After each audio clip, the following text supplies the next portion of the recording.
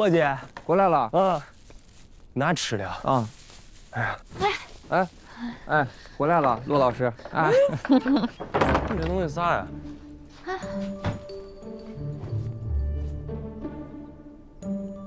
啊，感情没好好在这写检讨，又跑园上干这些事儿去了，不怕咱老师说你？哎呀，真是骆老师，一回来就说我，给我开批斗会呢。我啥都不干，他都说我呢。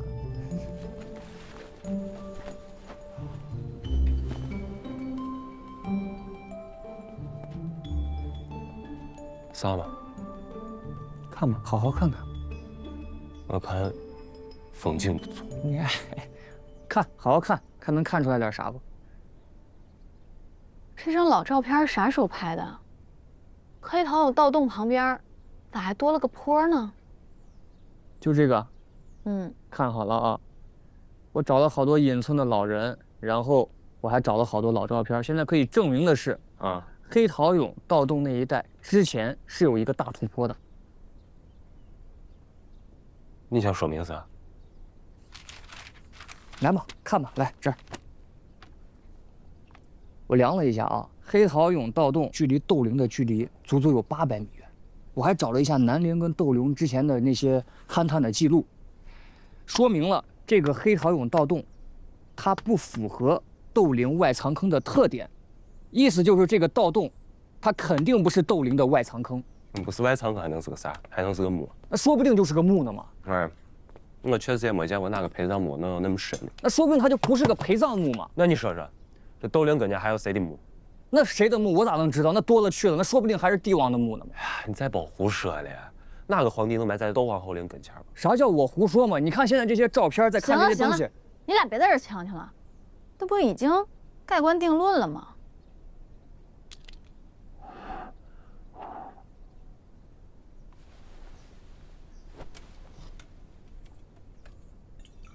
你俩对这黑桃涌盗洞咋一点不好奇呢？谁说不好奇？那我们俩回来路上还在那说来着。啊，咱老师怎么看到那条口供一点反应没有啊？口供？啥口供？这次去翻译材料，递交上来的资料里有一条盗墓贼的口供，上面写着在墓里闻到过一股香味儿。香味儿？啥样的香味儿？说是比檀香稍微淡点的那种。比檀香淡一点，还是墓里头的香味儿？那说不定是柏木香呢。对了，柏木香。我们看到材料的时候也是这么想的。黄肠蹄凑是由去皮的黄心柏木堆叠成，也就是说，如果出现了柏木香，那很可能是黄肠蹄凑。但是那是盗墓贼随口一句话，也无凭无据的，不能胡乱猜嘛。问题是啥？这个黄肠蹄凑是帝王一级使用的果实。这窦陵附近陪葬墓用黄肠蹄凑作为棺椁的，是有这个级别，而且有20-30米深。那到底是谁葬在这儿，会有这么高的规格？要不是有明确的文献记载，汉太宗子陵在凤凰山，我都忍不住要猜，这就是子陵了。瞎说！《史记》里记载资陵山川因其故，山川呢？我老照片上，我盗洞旁边不是有土坡吗？我土坡就是山川吗？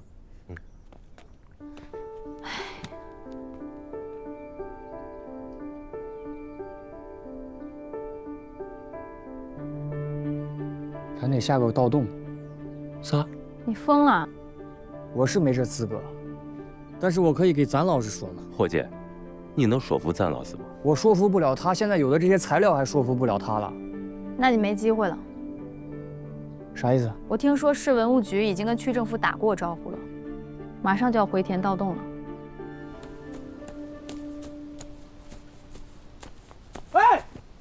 哎，先别填，先别填，这洞现在暂时填不了。哎，别填，别填，哎，别填了。快点来，小伙子，你弄啥呀？我是清北大学考古学系的研究生，现在在杨陵实习呢。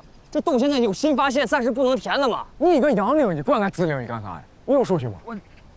我手续我暂时还没有呢嘛。那你没手续，你在这看啥呢？那你填这盗洞，你有手续没嘛？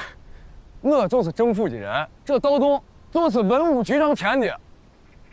那你就算有手续，你先暂停一下嘛。我们有新的发现，你试试我们有申请之后我再跟你说，行不行？马上去申请。不是你这小子娃，吹糖人出身子啊，口气大的很。你是个领导啊，我听你的。这盗洞要是没钱，哎，万一再被盗了，你负责任。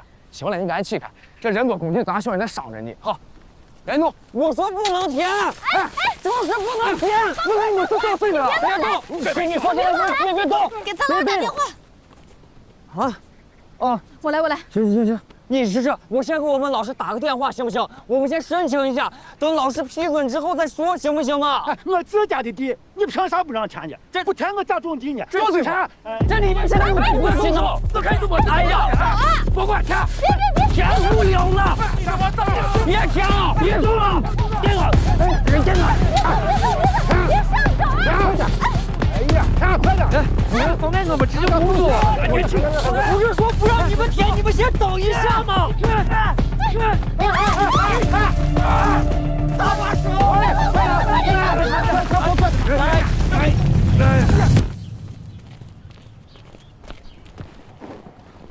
咱老师，兄弟，小刘啊，这位是清北大学詹教授文物专家，这都是他学生。老师，我量了一下，黑陶俑盗洞距离斗陵有800米，而且我找到一些老照片，它可以证明黑陶俑盗洞那一带40年前是隆起来的，高度比周围高了将近2米，而且那墓里边有疑似黄肠题凑的柏木箱，再加上那盗洞的深度，完全可以证明它不是一个外藏坑，一定是一个墓，而且100%是一个帝王墓。我们可以在这个墓地。说呢，怎么连个人影找不着？闹了半天，跑到原上当古惑仔来了，你行的啊！出啥事了吗？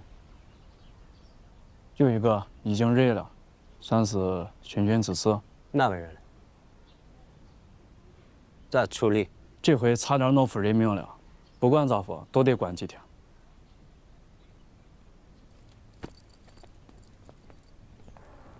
咱老师，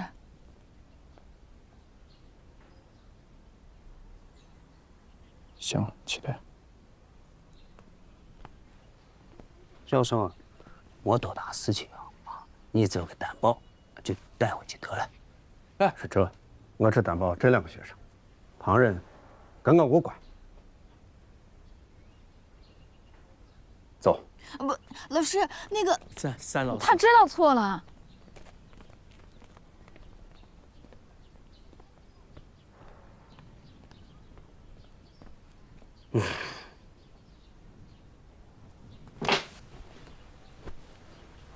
我是方块，手快，你没了，没命了，开玩笑呢。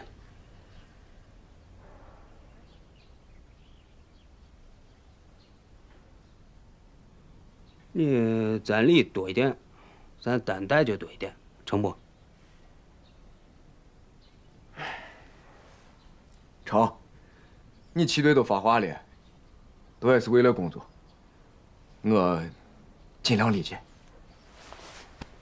好，那你先走，我再教育下他。我送你不？不用了，我理解，做2步就到了。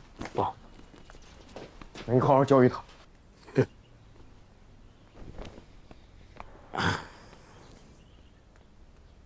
坐吧。你还挺仗义的嘛，把事情都一个人扛了。关上几天又咋了嘛？就当体验生活了嘛。你知道现在贼可惜吗？那盗洞已经被填上了。搁这儿夸你呢。哎，我终于知道为啥教授不喜欢你。爱喜欢不喜欢的，你说他来了，他也不问一下，那为啥隆起来的嘛？那下边到底埋的是谁，他都不问一下呢？你这是个二杆子。你倒给我说一下，你觉着帝王的墓是哪个帝王？薄太后和窦皇后旁边还能埋谁？说不定就是汉太宗。我说汉太宗的墓在凤凰山呢。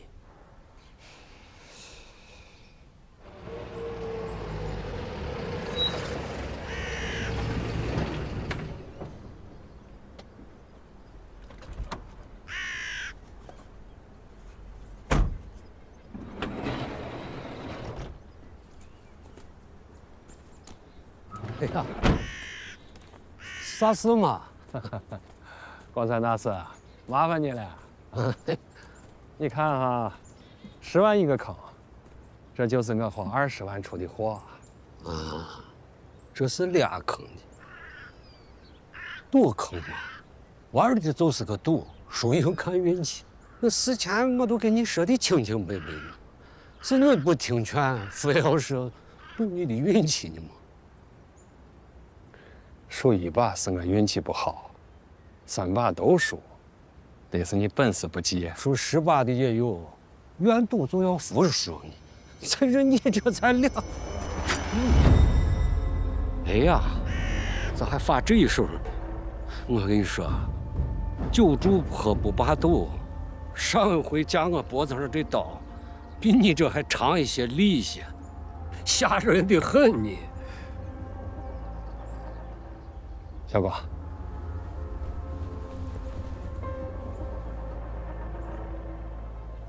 我是诚心买坑。你骗错人了，没人骗你。你给土地爷地的名帖交的野银，那让不让你发这财，那要看土地爷的意思。再说，你这不是还有一个坑呢吗？还有一个坑，在哪儿呢？咋？没新鲜？要是新鲜了，把你请来干啥嘛？哎呀，哎，那可惜了，我这坑给你这货生手了。哎，我跟你说，这第3个坑要是再啥都没有，玉皇大帝都救不了你。龙来10里，气高1丈；龙来100里，气高10丈。凡有真龙或真穴，必有超元水火炬。山水水曲报弯弯，有血分明在此间。沙环水抱，草木长茂，苍风聚气，阴阳冲和，倒像是个有学之地。哎呀呀呀，你都是个懂行的嘛，就该知道我没日么？你这还不敢班门弄斧嘛？大师，听说你们看学也跟中医一样，讲究个望闻问切，具体是咋个望闻问切法呢？这望就是看风水、观草木，就像这样的风水宝地，没嘛的，肯定有大木。观草木呢？哎，那古墓底下的土都是夯土，庄稼一般都长不好，看草谁就能看出来。还真是，这文，那学问就大了。秦汉的墓葬都喜欢用青膏泥防腐，唐宋爱用水银和朱砂，这些东西都有味儿。懂行的老把式，把土闻一下，基本上就能知道这底下是哪朝哪代的墓了。这闻还有另外一层意思，那就是听。大型墓葬在打雷的时候，听回声就能听出来。那问呢？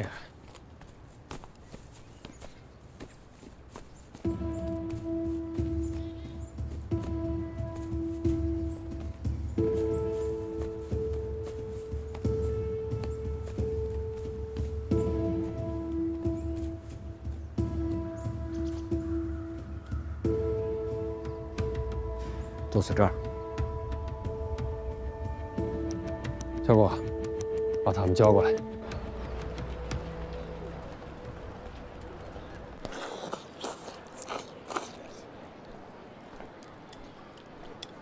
胃口挺好啊。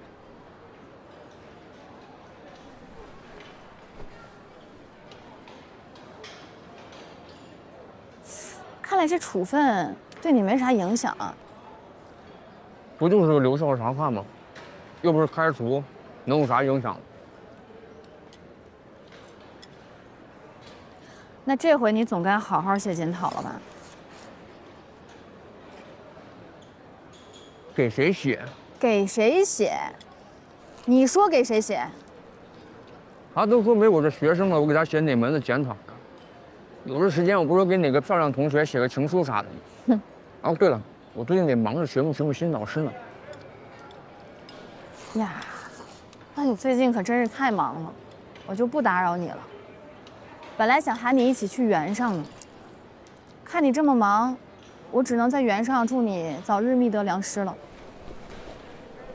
哎，罗青，你们去原上干啥？你管呢？印村隔壁有个杜陵村，咱老师就是让咱弄清楚，这个杜陵村和杜陵到底是个啥关系？隔壁村呀，杜陵村，那离杜陵得10几20公里吧？查这干啥呢？不然它为啥叫杜陵村？哎，这是个好问题嘛？为啥叫杜陵村呢？所以你们查地方志就是因为这事？废话嘛。哦，那你们来原上的目的也是因为这？不是你一天到晚要搞清楚原上啥情况吗？咱老师说了，趁这个假期要带我们在这一带都做个踏查。那美着呢嘛？对吗？啊，一个假期呢，那你要踏查，你得往盗洞附近查嘛。你查那杜陵跟杜陵村的关系有啥用了吗？怎么没用啊？那你说有啥用？你们说？你看你俩都说不出来有啥用，我看那就闲的没事干了嘛。你说啥呢？这么点事情都弄不清楚，还谈啥踏查？怪事情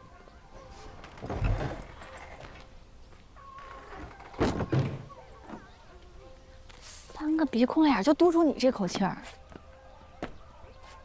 就不能乖乖听一次话吗？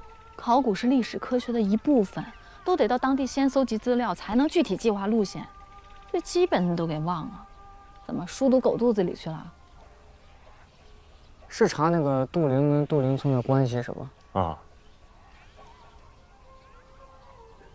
1天之内，肯定给你们查明白了。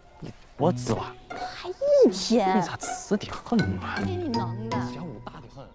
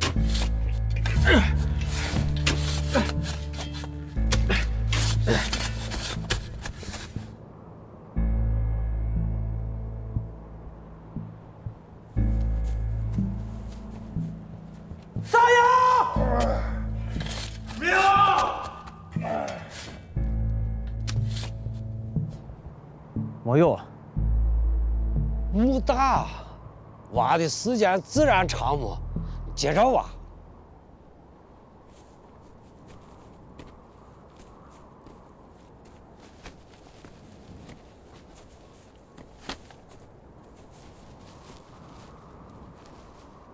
做啥呀？做啥呀？做啥？我告诉你做啥！我现在就跟你说。做啥呀？你想干嘛的？做啥呀嘛？做啥呀嘛？啊！哎呀，你咋耍蛮呢？你就不怕惊了土地爷？我再给你10分钟，下头要是再啥都没有，我就把你炸成肉酱给土地爷开回。我关山大师看的木，都不会出马的。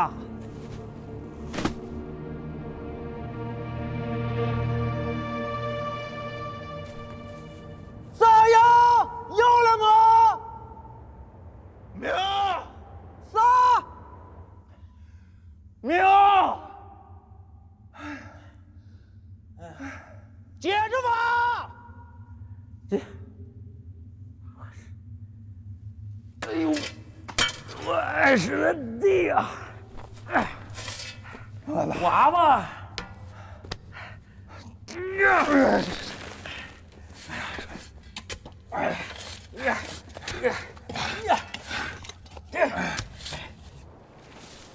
哎，你这接着挖，接着挖，咋可能没有你吧？这才挖了多大一会儿嘛！哎，咋真电呀？哎呀，这咋真电呢？不可能没有，绝对有！你是冷安县主和他政府的合葬墓，绝对没人动过，绝对没人动过！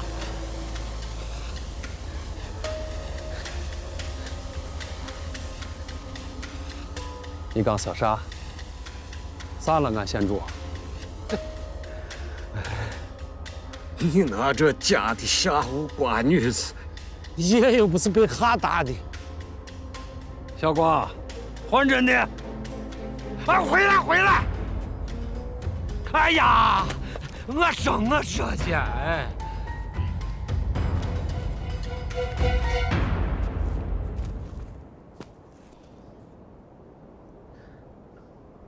郑墓主是唐高祖的孙女儿，她嫁给了个参军，她的封号叫冷安县主，差不多算是个公主吧。望闻问切，还能算出这是谁的墓？啥望闻问切？你把调子唱高一点，那谁花那高的价买你的坑你吗？说到底。我就是多看书，勤打听，细观察。就拿这个坑来打比方，我也是先在书上知道有这么个人，大概也就葬在这一片儿，怕摸不准，我还假扮成算命瞎子，在这附近转悠了1、2个月呢，最后才打听到。这儿的庄稼多少年都长不好，只能种树。还听几个老汉说，小时候在这耍的时候见到过陶俑，这就8、9不离10了嘛。听明白了，确实也是望闻问切，望书问土问当地人。那切也是个学问，你把古墓写下来，你咋知道底下是个啥布局，咋走向的吗？你咋样打洞才能最快的下到这墓室？说白了，就是把各个朝代墓的形制，啥人有啥规格的墓搞清楚，才能一铲子下到墓室。对嘛？你真是个聪明人，一点就通。归根到底，就跟那些搞考古的一样，哎，多翻历史资料，小光，搞田野调查。问下他们过了几道壁坎了。几道壁坎了？过了第3道坎了，还是没有啊？3道壁坎，接着吧。接着吧。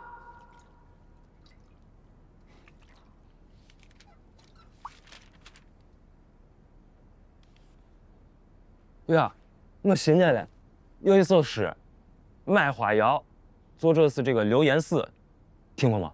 没有。我给读一下啊。这个都灵村人不填塞，入故京西复原壁，美至南山草木春，吉祥侯家取金币，有颜名花春景树，临夫宜德讲何处？终于找到一个记载这个都灵村的诗了，这写的得是都灵村。那得是都灵村的那个地图，你打开看一下，看一下那个都灵村南边有没有那个山，什么河流、悬崖峭壁啥的，你看一下。那说的会不会是鲤鱼沟啊？鲤鱼沟，看看。鲤鱼沟南边有没？哎，就在南边呀，知道的还多得很嘛。那咱下一步查一下刘延史去没去过都灵村吗？借的都是地方志嘛，没借过一个刘延嗣的书嘛。而且这个点儿嘞，咱去哪儿找嘛？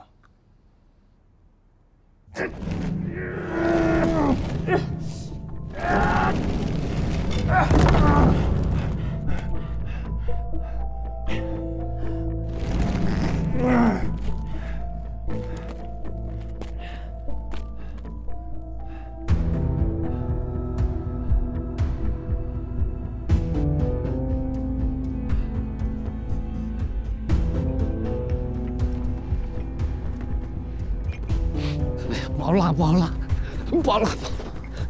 哎，兄弟，那我把30万还给你，留我一条命。我这个买坑的钱不用还。我都当时买个养老保险。我说了，不用还嘛。行，我信你。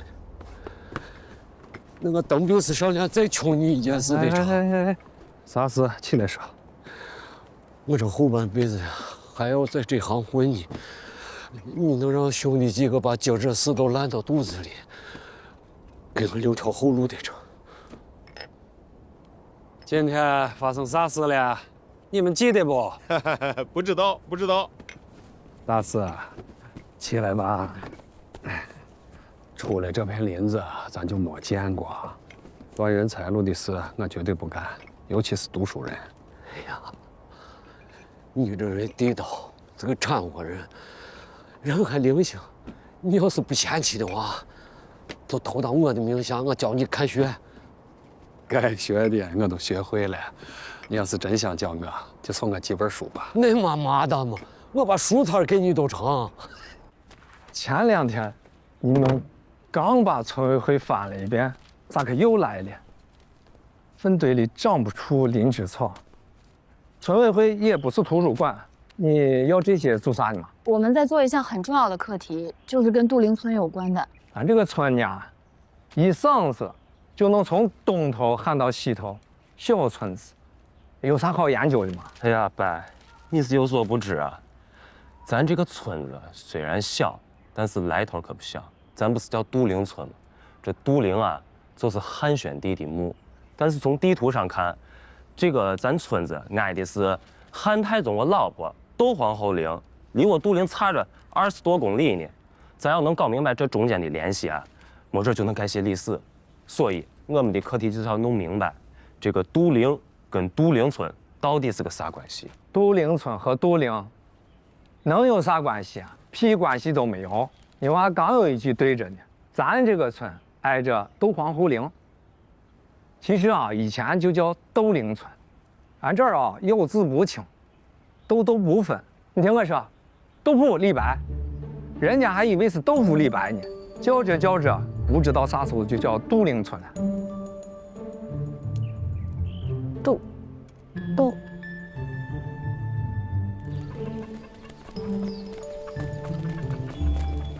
你一干早干啥去了？小两口。对，赶紧叠饭去。啊。是。回来了，来，快吃饭。哎呀，咱老师这吃的香得很嘛。坐等会儿，快啊！小曼，快拿碗。来了。这几天睡得好，自然就吃得香。我们是没啥胃口吧？我们都睡不着觉。又不是我让你来的。咋样？找到答案了？啊，找到了。这个杜陵村跟杜陵根本没啥关系，人家挨着是窦陵，以前叫窦陵村，当地人杜窦不分，才喊成了杜陵村。还行。再晚点，有些人就白跟我叫板了。所以您是早就知道答案了，是不？出题人知道答案有问题吗？参老师，就是因为一个谐音的事儿，我们查了那么多没用的书，花了那么多时间，咱用这时间多踏查几里地不好吗？我只是让你们找答案，有说让你们翻书吗？怪的事情，咱还头一回听说，翻书是浪费时间。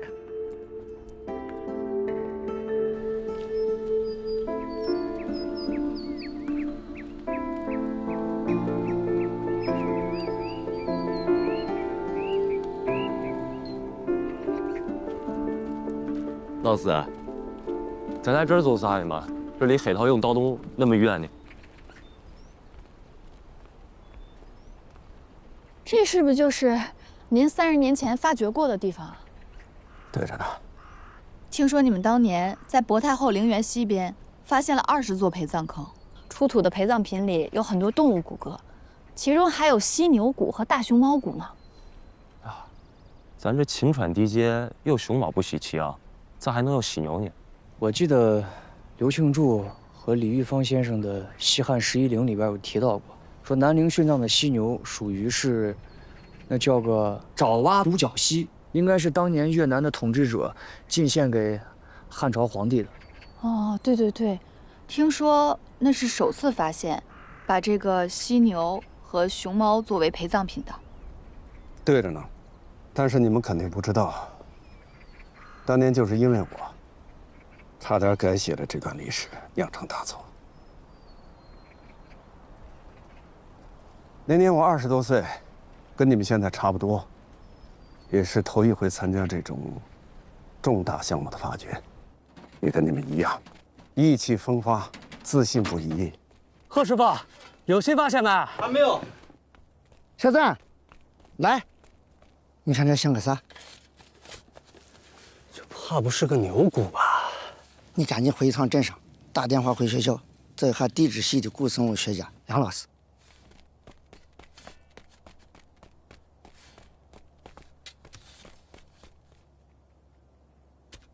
这谁呢？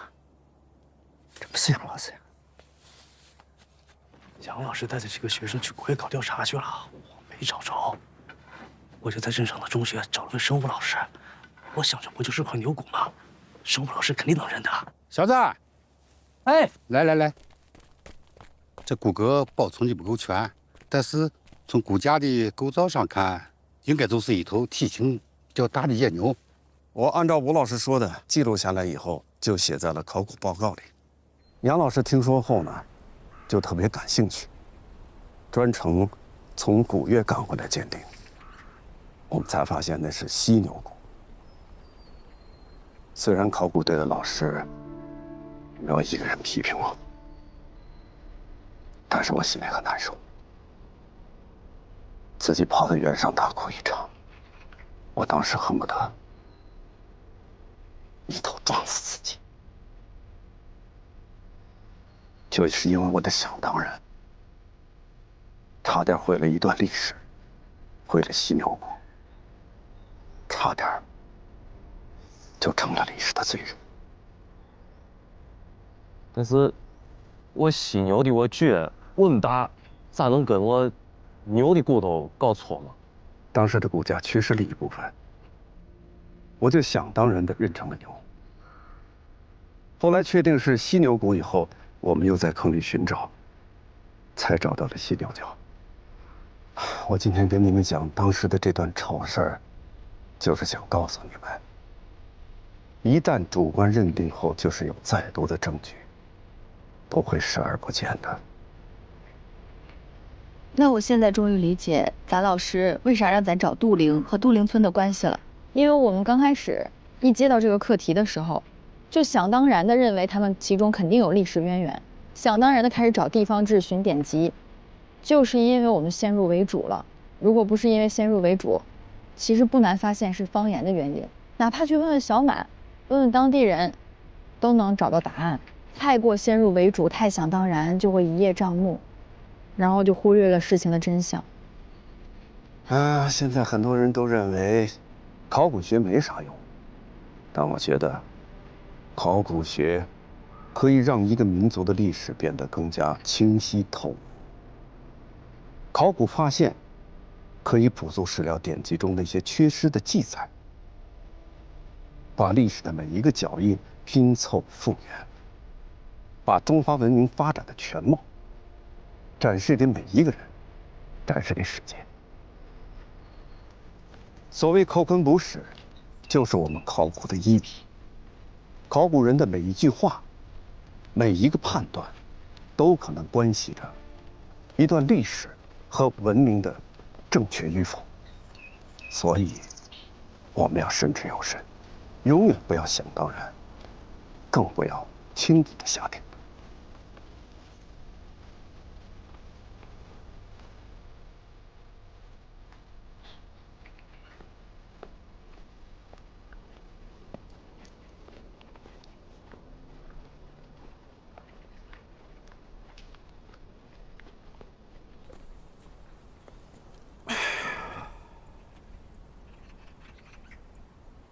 黄坤，你现在再猜猜，这会是谁的墓？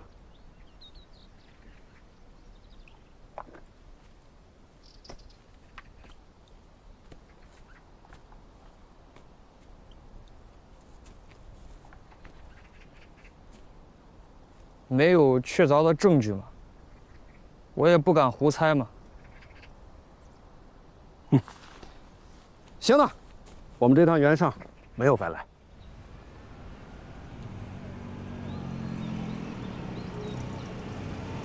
听说了吗？木建辉这怂又挖了个大的。你说这怂运气咋这么好的？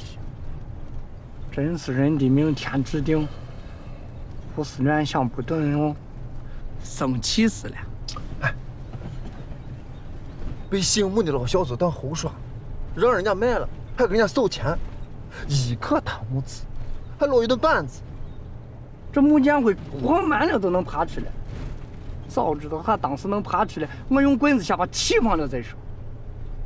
也不知道生哥是咋想的，现在和这货要盖一床被子。这到底人家是一家人啊，大断骨头连着筋。咱现在是上面泼水，下面扯脚，两头受整。那咋办呢？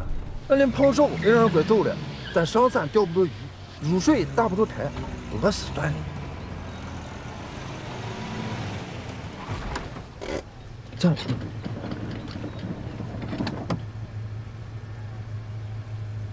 哎哥，那风水冢不是咱挖盗洞那附近吗？啊。咱要想翻身，还得靠大坑。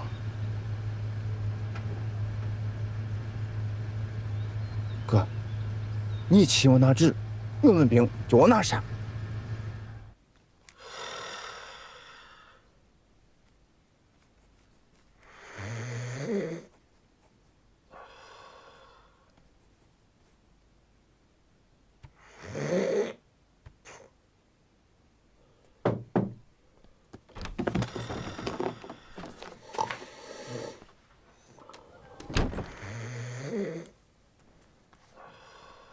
啥事儿？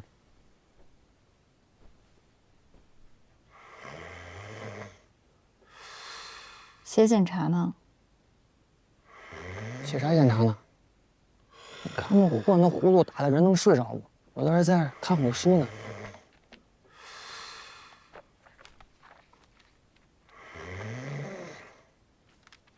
装，接着装。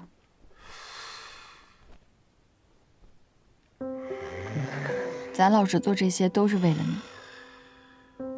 你老觉得他不喜欢你，我们谁都能看得出来，他最重视你。因为寄希望大，所以对你才最严。要不是他去求情，你已经被开除了，还在这读什么书啊？好好想想吧。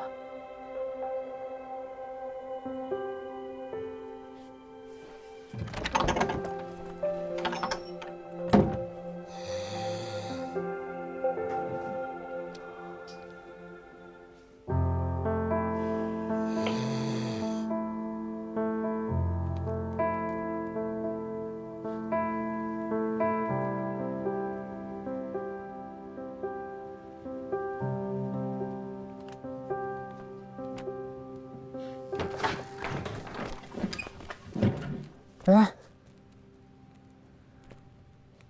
咋？还没睡？睡不着嘛，在这运动一会儿。找我有事儿？没事儿，没啥事儿。啊，你这么晚不睡是？睡不着，出去走走。那正好咱俩能一块儿嘛。走。你说咱们干田野考古的啥最重要？肚里的墨水。肚里的墨水再多，要是没有个好身体，发掘现场你都来不了。所以从年轻的时候我就开始锻炼。我告诉自己，如果在学术成就上比不过别人，我就跟他们比谁活得长，用时间来战胜天分。老师，您那次犯错之后，后来您……哎，那次从原上回去之后，我一直就抬不起头来。心里就像压了个磨盘，好几年都喘不过气。正好我有个同学在榆赛有个项目，他就劝我把秦汉考古先放一放，到他那儿去散散心，我这就去了。到榆赛？对。到那儿一看，千沟万壑的，到处都是光秃秃的山，干巴巴的河，还有一望无际的戈壁，苦得很。但是到了那儿，我头一回感到轻松。为啥？因为天高地远，没人认得咱，也没人知道咱犯过啥错，所以一到那儿，我就留了下来。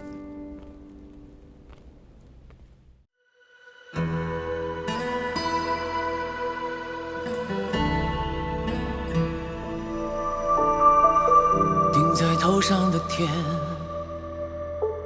踩在脚下的月，人就站在这里，一鱼那一瞥。黄土烧过的黑，余温仍烫得真切。旷野之下，沉睡那段圆缺。莫停歇，我乘船走马，自信如铁，把百里行传给一轮明月。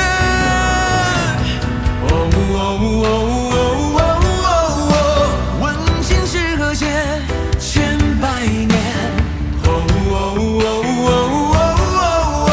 谁手不岁月？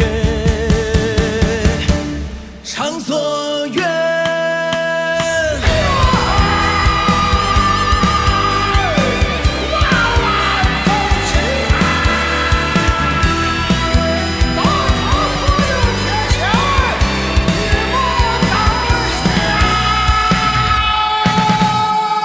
上顶舟头去了又回，汉阳汤里渡黄河水。一辈子就为存真趣味，撞南墙也不后悔。我乘船走马，自信如铁，把百里行传给一轮明月。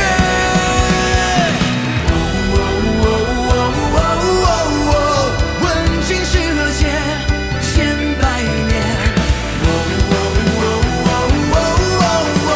谁手不岁月？长所愿。